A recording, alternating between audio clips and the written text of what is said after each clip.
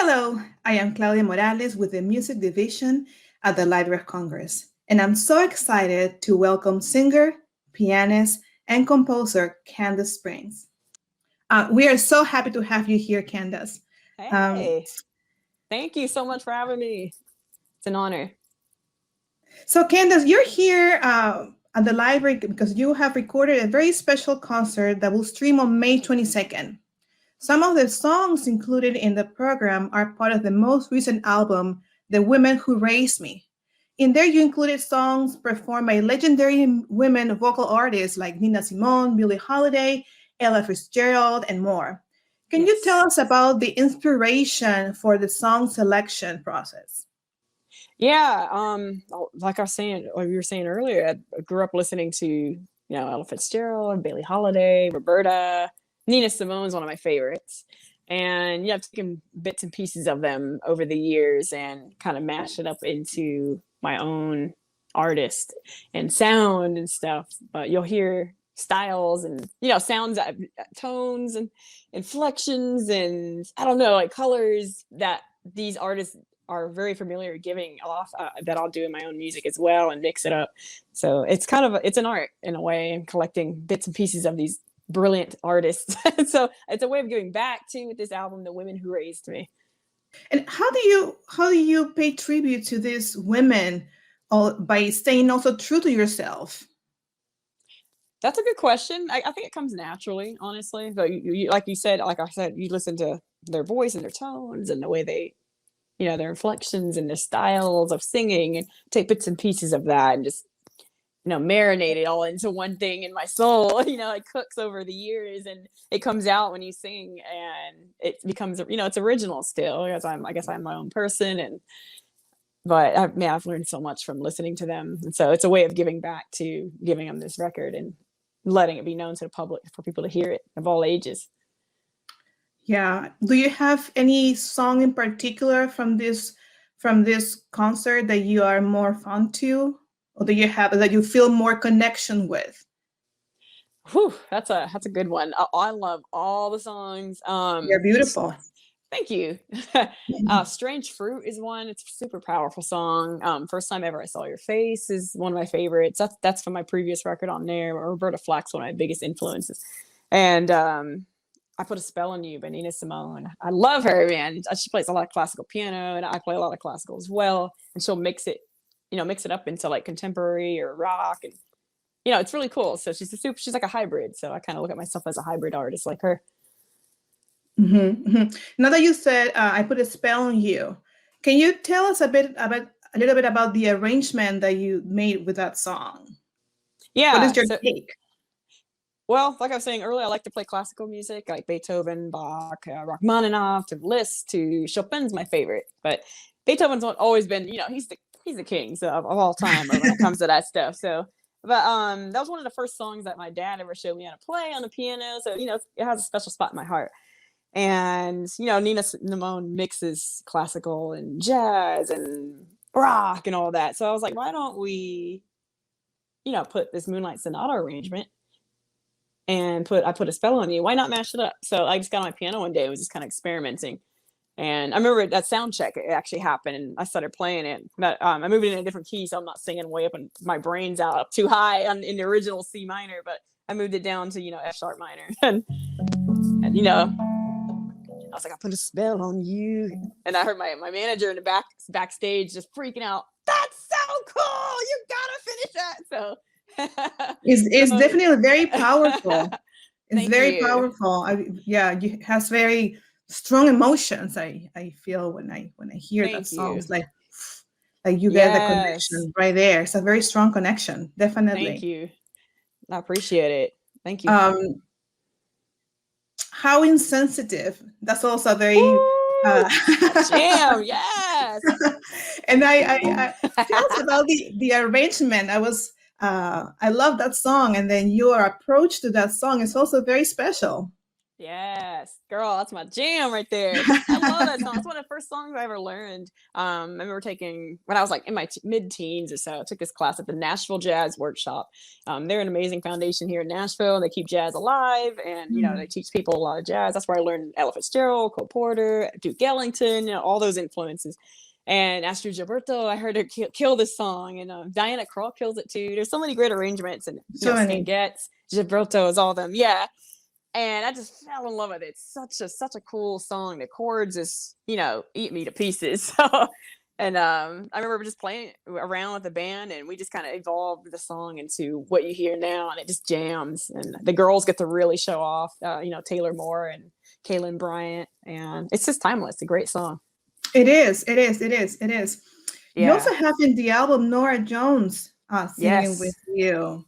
Tell us about that story. How do you get to know Norah? How did she wanted to participate and partner with you in this song? Man, it was kind of a funny story. I've kind of known her. We were both on Blue Note and stuff like that. And she, I've met her in passing occasionally. But one day I was coming home from New York. I'm doing like the Winter Jazz Fest. And she just did something with Willie Nelson, I guess, in Nashville. But I had no idea. So I'm landing. I was like, I got to pee. I got off the plane. So I'm going to the bathroom. And out comes this beautiful girl. And I see her. And I'm like, oh, she's really pretty. No, Norah? And then she goes, Kandace! And we give each other a big hug. I was like, oh my God. So we exchanged numbers, and I texted her like maybe a month later and said I'm making this album as a tribute to all the female artists I grew up listening to. And she was one of the biggest ones for sure. And she's like, I would love to be. Just let me know when and where. And we ended up recording with her in Brooklyn, which is pretty awesome. It was like right down the street from where she was at the time. And man, awesome. Just making history. That's awesome. You have so many songs, so many great artists in this album that is just incredible. Thank you. I love it. It's wonderful. So I always love to go back. Let's go back in time. When you were a kid growing up, your household, do you have music in your household with your family? Yes. My father, he's an amazing singer. Mm-hmm. And his name is Kandace Springs. Mm-hmm. And he was more on the funk, R&B, pop side, sort of like Stevie Wonder meets Marvin Gaye, kind of that Aretha Franklin era. But thanks to him, he got me my feet wet in the music business and what it's like, and gigging and playing with live musicians, and just kind of going from place to place and performing and letting yourself be heard. So going to the studio, all that stuff. So did he take you with him? Did you go with him to clubs and to all these places? Yeah, I had. He recently actually had a stroke in 2017, so he's still recovering from that. But back then, all the time, girl, he would take me.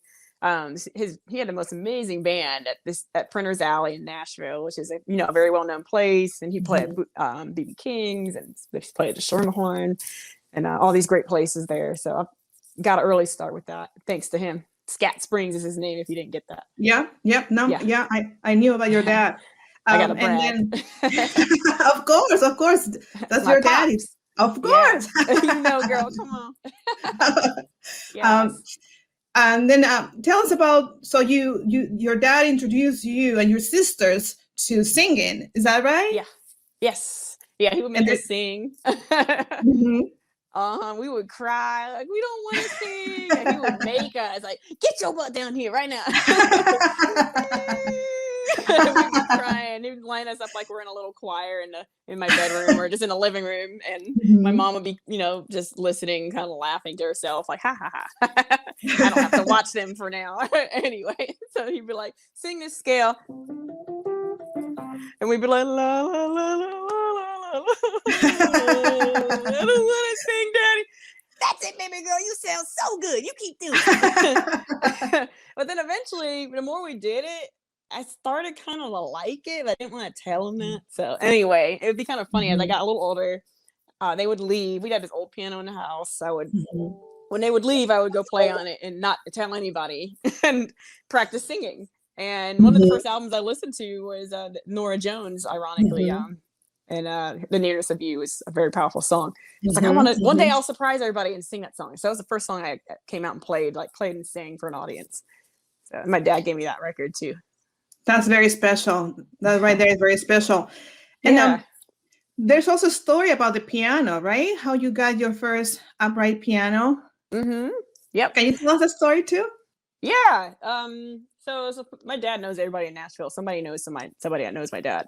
And yeah, some friends, they fell on hard times, and they had this old piano. It probably had to be at least 100 years old. This old upright, it was missing keys and, busted in some spots, but it was sentimental as everything to her. And the wife of, the family, and they were like, we're just going to throw it out on the street. We don't have anywhere to put it. Can you keep it for a scat? And my dad's such a nice guy. He's like, I'll keep it. I don't want to. But he said when they put it on the truck, that the truck was doing on the rear two wheels the whole way. The front wheels weren't on the ground. That's how heavy that piano was. So it was just driving like this down the road.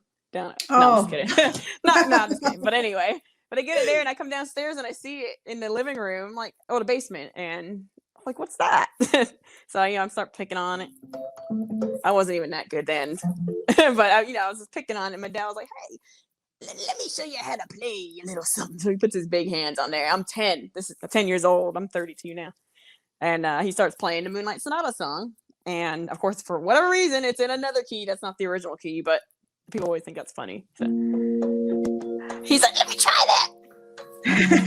And he goes like this. Okay, you try it, baby girl. And so I go up there and I put my hands on the piano. I start playing it really slow and messing up like this. But after 10 minutes, I'm starting to play. I'm just kidding. I wasn't playing that, but no, he came downstairs and I was playing it very, pretty straightforward. He's like, yeah, baby girl, that ain't normal. That ain't normal. You want piano lessons? And I'm like, yes, daddy. And so he gets me lessons with the Wooten brothers, Reggie Wooten. You might know that. Victor Wooten's the most popular, I'd say. And they show me some, funk stuff, but then he started showing me some jazz, and that's when I fell in love with music, and the rest is history. And then I know that from you're 10 at that time, and then at what age do you become like serious about music, saying like, okay, this is me, I this is for me, I want to continue in this road? How old were you when that happened? I would say 14, give or take, 14 or 15 or so. And I did this, I think they still even put it on now. It's called Kids on Stage. It's in Leapers Fork, Tennessee. You can say Nashville, whatever. And they gave us a little scholarship to this years ago. And that's actually the first place I played The Nearness of You, the first song I ever sang. And so there's a bunch of kids my age that were just trying to pursue music and the arts, dancing, painting, and all that. So it was a really great program. And that's gave me some confidence and got into singing and stuff. That's wonderful. It's interesting because when I always ask this question to different artists, there's always this factor of access. Like, I had access to this program, this scholarship, or my parent knew this person. And to me, it's interesting to match the talent and also the access. That moment, and so how that opens doors. So just thought about that. That's brilliant though. No, for real, you're right on, girl. So, and then moving on, continue with your journey, and there's a moment that you are, I think, about like your early 20s or younger than that, and you start working and playing music and working with cars, I think. And playing some music. Yeah. Can you tell the story? I love the story.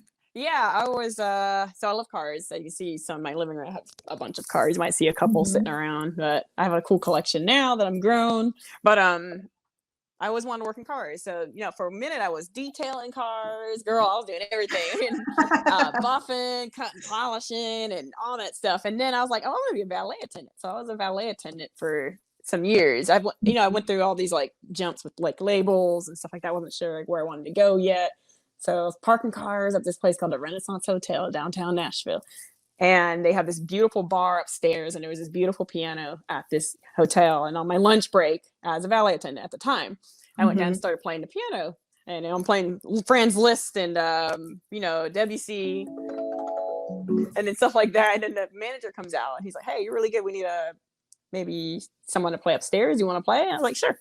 So I got the job, and a few times a week or so I was playing in the evenings. So in the mornings I was parking and checking people out, cars, and loading them up or checking them in, and then I would go home, shower, get cleaned up, bam, put the hair out, and come back.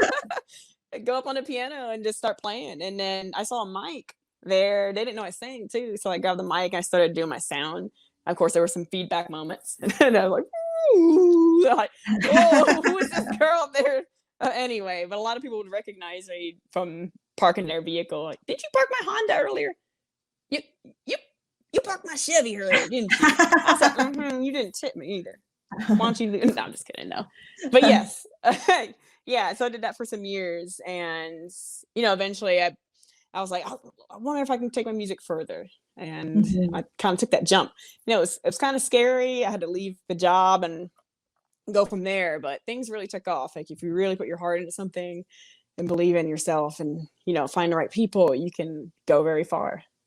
So what happened? What happened between that moment and the big jump? What happened to that took you not exactly where you are right now, but started your journey as a professional musician? You know what it was? One of the biggest things that got me really wanting to go into music industry more full time was I started playing in writers' nights, and it was just so much fun. That's very popular in Nashville. And just get together and play, and you meet up, do rounds, writers' rounds. That's what it's called. And we take turns playing songs, and all these people just start showing up, and I started kind of getting a small following. At the time, as people coming, because it kind of stood out. I mean, jazz isn't the most popular music here in Nashville. I mean, it is to some degree in some places. And they're just like, who is she? So anyway, I started talking to some people, and, they got me eventually in the end. I ended up with Blue Note and stuff like that. And after a long journey. So there's a lot more in between then. But that's just kind of to give you a little taste of what got me deciding, hey, I want to do this. This is serious. And at some point you moved to New York, correct? I did. Yeah, that would be, I was probably 23 or so. It's been a minute now. Yeah, I lived in the city for a little while, and I'm such a country girl at heart, though. It was cool living there, and I'm grateful for every moment of getting that chance. And I live in LA as well. LA is awesome. I love it. But just Tennessee for me is home. So I end up back here, and with my family and friends, and I get to have lots of instruments, so you get more bang for the buck with space-wise, because I love old pianos. I don't have anywhere to put them up in New York when I live there. Right. So, yeah. How much time did you spend in LA? In LA, you said? I lived there.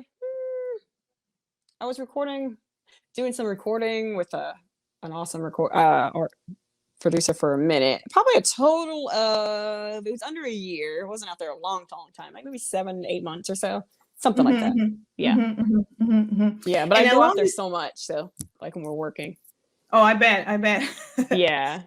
And along these years, then the Prince situation happened, your friendship, your work relationship with him. Tell us that story. It's a fun story too. You have so many fun stories. Well, thanks. Yeah, that came up out of nowhere. So I was mentioning earlier, I'm a big car junkie. I actually work on my own cars most of the time if I can do it. So I was living in New York at the time. I was working on my Jeep, putting a radiator in it in the backyard or wherever we were, in the parking lot, actually, because it's New York. And my phone goes off, and I'm looking at my phone, and I had just posted a video that I did of Sam Smith's "Stay With Me." This is 2014. And stay with me because you're all I need. And anyway, he retweeted it, and my managers caught it, and they're like, hey, he just double check this to make sure it's not by chance Prince. And then he starts messaging me. He's like, hi, how are you? I want you to come perform with me. Do you want to play with my band? Would you want to play with your band? Who are you? And tell me more about yourself. And I didn't believe, it's people posing as him. Sure, that happens all the time. But then I get a call from the record label, Blue Note, and they're saying, Prince just called us? So then this is probably real now, possibly. And when I got the plane ticket, I knew it was real. So I'm flying to Paisley Park like 3 or 4 days later, and I hear New Power Generation Quartet playing my songs. When I walk into Paisley Park, oh wow! Oh my God! No way! They're playing "Meet Me in the Sky." I think that's some of my old stuff. So, and I didn't know where Prince was, but he came out of this door out of nowhere. It looked like a wall, and I was like, "Oh my God, Prince!"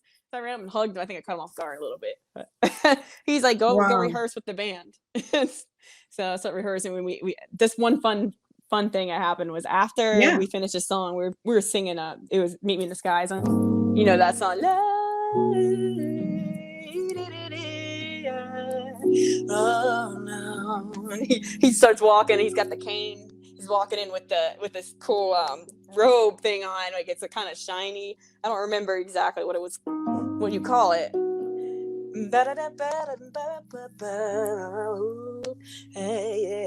And then he just collapses on the ground. I was like, this is Prince. So Wow. Yeah, but yeah. There's a quote from him that says that he said that your voice could melt snow. Oh That's man. that's so beautiful. That's so special. Do you think that it was did meeting him and getting his attention, like, was a promoting your career, help you forward? Would you say Definitely. Definitely. that? Yeah. Yes. Absolutely. And in significant ways. For sure. It's cool. I'll even meet people who are like, hey, we were there at that show at Paisley Park. Like, I'll just come to a show, like, random anywhere in the US. Like, we were at that show that night. So thanks to Prince, he introduced us to you and stuff. But the biggest thing that Prince really gave for me and my team overall is, like, stay true to who I am. Don't cover up my voice too much with, too much stuff going on production side, which is cool stuff. Hey, I love that stuff. But he's like, your magic is when you let your voice kind of just do the talking and, use acoustic instruments and, keep it natural. And so organic is the word. So I take that true to heart to that. Yeah. And I would agree. That's my first reaction when listening to your music, that you are true to that and you enjoy that and you embrace that. And that's very unique. And I think that's why we are drawn to your work. Oh, thank you. Thank you. I appreciate it. Talking about your music, your band. Right now you have all women band. Yes. Caitlin and Taylor. Kaylin and Taylor Moore. Kaylin Bryant. Yes. Taylor Moore. That's it. So how did that happen? Are you making a statement by having an all women band, or it just happened organically? We kind of a little both in a way. Just stuff going on in the world and stuff like that, and we were just like, wouldn't it be awesome? It's always been a dream of mine too to just play with women, like Beyonce did it and stuff, and you just meet some dope women. So like, this would be so cool. As soon as we start going on tour, back overseas, and they're gonna lose their minds. And these girls, they need to just be heard. We heard them play, like, some references from Christian McBride and some mutual friends of ours that referred us to Taylor and Kaylin Bryant, Taylor Moore, and Anissa Strings is another one I use as well. Like, just switch with schedules, so we have backups, and they're all incredible. So yeah, and they sing too, so it's like a win-win all day. And the crowd goes nuts, so we'll get encores and more, and they're hilarious. The girls are. So like, when you come see our show, you're gonna laugh, you're gonna cry, you're gonna be intense, you're gonna feel it, you're gonna get goosebumps, you're gonna everything. You're gonna feel it. It's gonna be an emotional experience. For how long have you been playing together, the 3 or 4 of you? I would say maybe around, the pandemic happened, but maybe about 2 years or so, something like that. Almost 2 years, give or take, somewhere in that range. And do you feel a difference in terms of the energy when playing with all women? I mean, your band, and when you're playing with a men in the band? When it comes to music, I feel music no matter who you are, where you're from. Like, music's like, it's a universal language, so it doesn't really matter. But it is cool when you're on the road. You do relate more to our sisters on the road, and we're all just gathering up in the van or on the plane, But yeah, I love playing with guys just as much as I do as women. So, but it worked out perfect because of the theme of the album as well, and to get the girls on board. And I feel like their careers deserve to be heard too. Definitely. Yeah. As part also of your engagement, you've done short educational videos that we had so much fun watching, and they're fantastic. Yes, that was fun. Actually, we were cracking. You guys have fun, and we can see that. We can see that in the videos. Can you tell us a little bit about the process and what we're going to watch in those videos? Yeah, I think so. We're talking a little bit about scat singing and improvising, I guess you could say, and then what music is to us, what is soul. And I look at music like colors too. That's kind of, I see music in colors. So we're kind of talking a little bit of all of that and how it moves us and different influences and where it's taken us over the years. It's an endless journey for sure. You learn something every day. Yeah. Yeah. And I think, correct me if I'm wrong, I think you already had some live performances. Is that right? Oh, girl, it was crazy. But it was so great. So it first started out with mostly solo. And then now it's building up. We're starting to be able to get the band back together. And thanks to you guys, we got to make that happen. It's just pretty cool.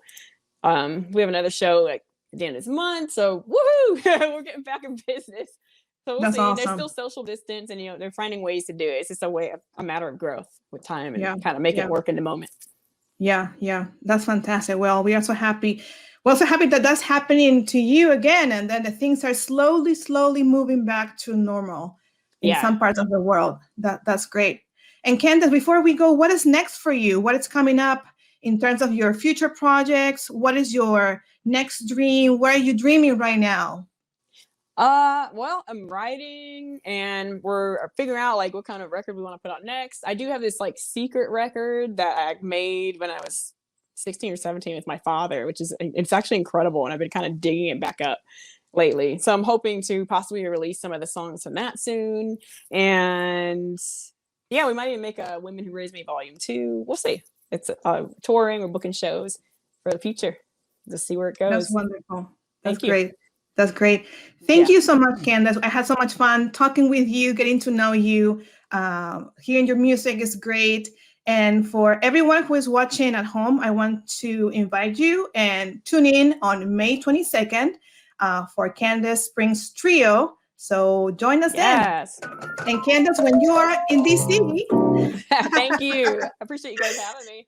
Whenever things go back to normal, you're back in DC, we want to welcome you to the library, want to show you around and show you our jazz treasures and music that we have. So we hope that we can see you in person. That'll be an sometime honor. soon. Thank you so much. Thank you so much.